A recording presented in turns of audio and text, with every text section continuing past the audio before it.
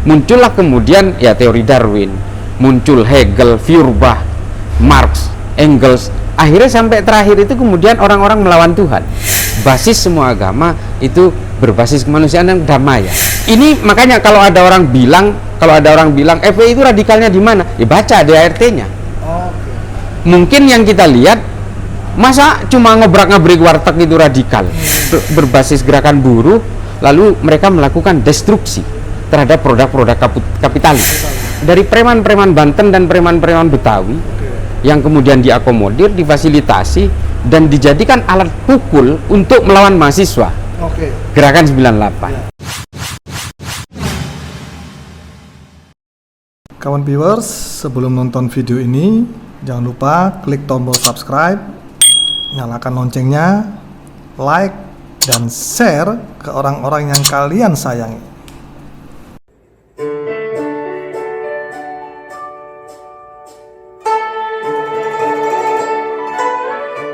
Kawan viewers, jumpa lagi dengan saya Trio Marpaung dalam program bersama Merawat Ingatan Melawan Lupa. Kali ini dapat kesempatan cerita dengan Mas Islah Barawi, cendekiawan Muslim.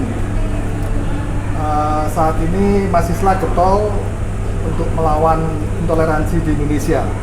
Cita-cita yang bagus dan aku sangat mendukung. Selamat sore Mas Islah, terima kasih banyak. Sore Mas Trio. Ya, sore. Kita baru kenal dan kemudian ada chemistry-nya. Iya, saya udah lama kenal sebenarnya. Masa? Iya. Loh kok Mas Andi itu? Iya. Mas? Ya pernah dengar, sampean dulu PRD kalau nggak salah. Iya. Iya betul. Aku Siap. dari Mas Andi. Ya Mas, ini sampean sibuk sekali ya, aku lihat beberapa waktu ya setelah perjumpaan di Hotel Bastika. Dulu Mas Islah ini backgroundnya apa Mas? Organisasi sampean waktu kuliah? Saya dulu waktu kuliah itu HMI. HMI? Ya, Himpunan Mahasiswa Islam. Waktu SMA saya IPNU. Oh. Pelajar NU. Pelajar NU. Tapi seharusnya kan jenjangnya PMI biasanya. Seharusnya. Ini enggak. Saya sedikit berkhianat sedikit. Jadi PMI, PKB biasanya. Iya, gitu jenjangnya. Tapi ini kemudian saya dari IPNU, kenapa HMI? Karena saya kuliah di UNAS. Oh, di UNAS. Jadi kuliah di UNAS, SMA-nya di Madura, IPNU, kuliah di UNAS jadi HMI. Oke. Di UNAS. Sekarang apa Mas? Saya sekarang ini bisa dibilang begini. Ya saya wira swasta juga sebenarnya, tapi lebih aktifnya itu sebenarnya adalah sebagai analis radikalisme. Analis radikalisme. Iya. Oke, ini berkaitan dengan Direktur Jaringan Moderat Indonesia nih. Iya. Oke.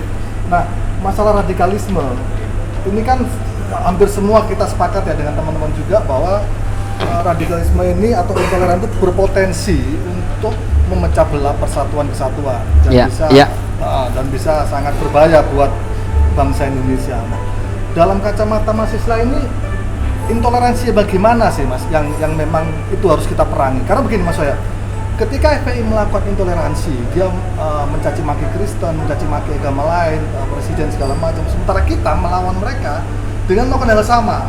Wah, FPI ini dibully lah, kita bully mereka. Itu ada kesamaan atau memang pola yang berbeda menurut sampean? Tidak, kalau menurut saya begini, kalau kita melihat radikalisme, hampir semua agama itu punya potensi radikalisme. Hampir semua agama. Ketika Kristen mendominasi secara politik di Eropa, radikalisme itu juga ikut serta bersama dengan dominasi politik itu. Ini juga pernah terjadi, dan resistensi kemudian terhadap agama itu terjadi di situ. Maka kalau kita melihat sejarah ya, kalau kita lihat sejarah filsafat, filsafat awal di Eropa mulai dari Thomas Aquinas sampai Descartes itu kan masih ada Tuhan di situ. Tapi belakangan ketika dominasi politik itu menguat di Eropa, dominasi politik Kristen di Eropa itu menguat dan juga sangat radikal. Dalam hal ini adalah sama dalam irisan politiknya, muncullah kemudian ya teori Darwin, muncul Hegel, Feuerbach, Marx, Engels, akhirnya sampai terakhir itu kemudian orang-orang melawan Tuhan. Ini adalah historik yang juga harus kita hindari pada saat ini. Ketika radikalisme agama itu menguat, ditambah dengan politisasi agama yang menguat, pada akhirnya orang melakukan resistensi terhadap agama, dan pada akhirnya tidak percaya Tuhan. Ini kan karena radikalisme inilah kemudian agama kehilangan daya pikatnya. Ini kan daya pikat agama kemudian hilang. Padahal saya sebutkan tadi, semua agama punya potensi radikalisme. Tapi semua agama itu adalah berbasis kemanusiaan dan kedamaian. Oke. Artinya apa? Agama secara lahiriah dia itu punya substansi kemanusiaan dan kedamaian. Lalu di mana munculnya radikal itu? Di pengikutnya. Pengikut agama-agama itu, pemeluk agama-agama itu. Lalu kenapa sampai muncul radikal? Ketika agama diperkenalkan dengan politik, Mas Trio. Ketika agama berkenalan dengan politik, radikalisme itu muncul. Itu juga terjadi di Eropa, terjadi juga di Arab. Di dalam sejarah-sejarah Islam. Artinya diciptakan maksudnya, Mas? Diciptakan. Diciptakan. Bukan bawaan agamanya. Makanya kita bilang radikalisme itu tidak ada agamanya. Itu benar. Memang karena memang agama itu tidak mengajarkan itu. Nah, pemeluknya kemudian berkelindan dengan berbagai kepentingan, dia menciptakan militansi yang berlebih untuk kepentingan politik berbasis agama. Itulah terciptanya radikalisme, ekstremisme, dan terorisme itu. Konsep-konsep martirdom, konsep-konsep mati syahid, jihad, mujahidin dan sebagainya tercipta dari irisan-irisan politik. Semuanya seperti itu pada awalnya. Pada akhirnya apa? Orang bukan hanya mati untuk Tuhan, orang akhirnya mati untuk agama. Ketika sudah mati untuk agama, orang mati untuk pemuka-pemuka agama. Ada radikalisme yang keliru diterapkan di situ. Kalau memang kita mau berpikir radikalisme dalam tataran normatif, seharusnya radikal yang memang mati untuk Tuhan sah-sah saja, tapi bukan untuk kekerasan terhadap orang lain. Tidak ada pelanggaran kemanusiaan di situ. Karena apa? Basis semua agama itu berbasis kemanusiaan dan kedamaian. Ini yang sangat substantif dari semua agama-agama. Tapi dalam konteks akhir-akhir ini, intoleransi, terorisme, radikalisme itu dikaitkan dengan satu agama dalam akhir-akhir ini ya, Mas ya? Dalam dekade inilah, yaitu Islam. Ya. Baik di Timur Tengah, di Afrika, terutama di Indonesia lah, lebih fokus di Indonesia dalam hal ini, kelompok ATI, FPI dan sebagainya macamnya ya, JI segala. Nah, ini ada yang Islam bicara tentang baik, Mas. Seperti Mas Islam, bicara kedamaian kemanusiaan teman-teman ini. Tapi kemudian FPI dan ini juga mereka bicara Islam juga. Ini memandangnya bagaimana? Saya seorang trio, Kristen harus memandang bagaimana ini? Iya. Untuk menjawab itu kita harus tahu definisi dari radikalisme itu apa sebenarnya. Ada banyak definisi tentang radikalisme yang hampir semuanya berbeda. Jangankan orang per orang, negara saja dari satu whole entity, satu entitas besar. Itu sebenarnya memang definisi tentang radikalisme itu berbeda. Saya saja tadi ketika memberikan satu acara materi, saya dengan sebelah saya berbeda. Memahami tentang radikalisme. Ada banyak. Daniel Kohler bilang lain lagi. Scott Atran definisinya lain lagi. Ada Farah Pendit, ada Cambridge University, ada Golden Gate University. Ada banyak sekali teori-teori tentang definisi radikalisme. Tapi kalau saya sebagai orang Islam dan juga menurut saya cocok, ada satu definisi yang diterangkan oleh salah satu pemikir Mesir, akademisi Mesir, namanya Syekh Usama Said Al-Azhari. Dia bilang begini, ketika orang sudah mendevaluasi negaranya, itu sudah radikal. Sederhana. Kalau saya bilang sekarang, mengapa FPI itu saya anggap radikal, dan saya tulis ini berkali-kali, karena kalau kita baca ADART-nya, tidak ada satupun menyebut nama Indonesia, Negara Kesatuan Republik Indonesia, nggak ada. Satu, cita-citanya menciptakan negara Indonesia menjadi daulah Islamiyah khilafah minhajin nubuwah, itu jelas. Yang kedua, cita-citanya mati syahid. Cara berjuangnya dengan cara jihad. Bahkan penjara dianggap uzlah. Uzlah tahu? Uzlah itu menyepi. Artinya apa? Gerakan-gerakan berbasis kekerasan radikal, ekstrim dan teror ini bagi FPI ini dianggap sebagai satu jalur perjuangan. Jalur menuju Tuhan ini ya. Ini makanya kalau ada orang bilang FPI itu radikalnya di mana? Ya baca ADART-nya. Mungkin yang kita lihat, masa cuma ngobrak-ngabrik warteg itu radikal? Kan itu. Kan miras itu radikal. Radikal, miras, sweeping, diskotik segala macam, kecuali yang bayar. Kalau yang nggak bayar dia obrak-abrik memang. Pelaku juga bayar dan ya aman. Nah, ini saya tegaskan, kalau mau baca ADART-nya, maka saat itu juga konklusinya pasti mengatakan radikal. Kalau menggunakan rujukan definisinya Syekh Utsama Said Al-Azhari. Prinsipnya devaluasi negara tadi ya? Definisi radikalisme yang salah kemudian membuat produk-produk pencegahan dan tindakan terhadap radikalisme itu berbeda. Filipina dengan kita berbeda definisinya, berbeda juga akhirnya produk-produk hukumnya. Myanmar juga lain lagi, Sri Lanka lain lagi, Thailand lain lagi, India, Pakistan, semua berbeda soal definisi. Akhirnya apa? Produk hukum pencegahan dan penindakannya berbeda. Satu contoh, Filipina itu menganggap bahwa radikalisme itu separatisme. Orang-orang yang ingin memerdekakan diri itu baru radikal. Pada akhirnya apa? Filipina telat dia mengantisipasi gerakan radikal yang kemudian semakin menggurita. Setelah telat, tidak ada cara lain untuk mencegah. Dia melakukannya dengan perang terbuka, perang simetris, asimetris yang terjadi di Marawi dan Julu. Seperti itu. Akhirnya adalah apa? Ketika perang terbuka terjadi, casualty-nya besar, korban-korbannya besar, cost-nya pun besar. Indonesia jangan sampai kayak gitu. Makanya Indonesia saat ini memang ada beberapa pada tataran polemik saat ini menghadapi kelompok radikal ini, kita kadang-kadang kelabakan. Kelabakannya di mana? Di produk hukum. Satu contoh, di Indonesia dalam 2 tahun terakhir ini ada fenomena namanya anarko-sindikalisme. Ini juga gerakan radikal, tidak berbasis agama, berbasis politik, diciptakan oleh Mikhail Bakunin pada zaman dulu. Sekarang dia berplatform berbasis gerakan buruh, lalu mereka melakukan destruksi terhadap produk-produk kapitalis. Bank dihancurin, stasiun dibakar, segala macam. Itu terjadi di kita ketika Omnibus Law kemarin. Ini kan anarko. Tapi apakah ini dianggap radikal, ekstrim, dan teror? Enggak, undang-undang kita tidak mengatakan itu. Dia akhirnya ditarik ke ranah pidana umum. Inilah contoh bagaimana kekeliruan kita mendefinisikan radikal pada akhirnya berpengaruh terhadap produk hukum.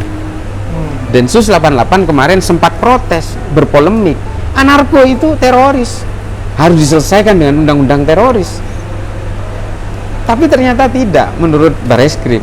Ini pidana umum, karena undang-undangnya memang mengatakan itu pidana umum. Teroris itu dalam konteks, menurut undang-undang itu memang harus ada jaringan, terstruktur. Dia melakukan gerakan-gerakan makar, gerakan-gerakan yang sifatnya subversif, dan ada pola gerakannya. Maka ketika anarko-sindikalisme melakukan gerakan destruktif, ya hanya dianggap sebagai perusakan sarana publik saja. Itu salahnya. Balik FPI tadi, sejarah FPI itu kan dari Pam Swakarsa yang diciptakan oleh Wiranto saat itu ya. Awalnya Harun Razi juga. Ya, untuk Menteri Agama kemarin. Hanya untuk politik aja sebenarnya itu, Mas. Ya. Tapi kemudian ini karena dibiarkan, termasuk oleh silent majority membiarkan, dia semakin membesar dan dimanfaatkan masuknya kelompok-kelompok yang sudah dilarang oleh negara, HTI, JI, semua masuk ke sana sebetulnya. Jadi artinya FPI ini kan nggak murni dulu. Sampai sekarang sebenarnya nggak murni. Ini kalau saya mau sejarah tentang FPI. FPI tahun 98 ini didirikan oleh Wiranto dan didirikan juga oleh Kapolda Metro waktu itu namanya Nugroho Jayusman. Nah, juga di situ Harun Razi, Menteri Agama yang kemarin. Dari mana ini? Namanya dulu bukan FPI, namanya Pam Swakarsa. Dia direkrut dari mana? Dari preman-preman Banten dan preman-preman Betawi yang kemudian diakomodir, difasilitasi, dan dijadikan alat pukul untuk melawan mahasiswa. Gerakan 98. Ketika pasca reformasi, ini kehilangan induk. Dia ketika kehilangan induk, kemudian dia bermetamorfosis dalam berbagai bentuk. Ada 3 bentuknya. Waktu itu ketuanya bukan Habib Rizik kan ya? Pertama kan bukan, Mas? Belum ya? Belum. Ini ada 3. Ada 3 jalur FPI ini kalau kita mau tahu. Satu melalui jalur politik. Banyak ini. Jalur politiknya macam-macam. Lalu yang kedua ada jalur ekonomi. Jalur ekonomi adalah yang malak-malak. Kalau diskotik yang nggak nyetor nanti digerebek. Nah, ini jalur ekonomi. Banyak yang nempel ke sini. Ada jalur teroris. Teroris ada 37 teroris terdaftar sebagai pengurus dan anggota FPI. Ada 37 valid. Pengurus pusatnya ada? Saya kurang tahu, tapi yang jelas ini pengurus terstruktur dan tercatat di dalam tubuh FPI. Ini ada 3 ini. Mereka kemudian bermetamorfosis dan oleh waktu itu masih ketuanya Habib Rizik, ini dijadikan alat bentur dan dijadikan alat transaksi politik bawah tangan. Dia kasarnya melacurkan diri untuk satu kekuatan politik tertentu. Tapi memang begini, mengapa saya sering menulis HPI ini lebih identik dengan Khawarij? Karena memang Khawarij itu seperti itu, gesturnya seperti itu. Dia akan melawan siapapun yang memerintah pada saat itu, sampai dia itu berhenti kalau dianya yang memerintah. Ini Khawarij ini. Khawarij itu adalah satu kelompok di dalam Islam, kelompok ekstrim dan radikal pertama dalam sejarah Islam yang sudah terbentuk dari sejak Kanjeng Nabi itu sudah masih ada. Berarti pengulangan sejarah. Pengulangan sejarah. Ini memang sudah ada. Makanya saya pernah nulis ya Mas John ya, bahwa FPI ini adalah secara gesturnya itu memang sangat-sangat Khawarij kalau menurut saya. Mereka selalu melawan pemerintahan. SBY juga waktu itu dilawan. Cuma pinter SBY dulu. Habib Rizik ditahan supaya bisa dikuasai FPI ini.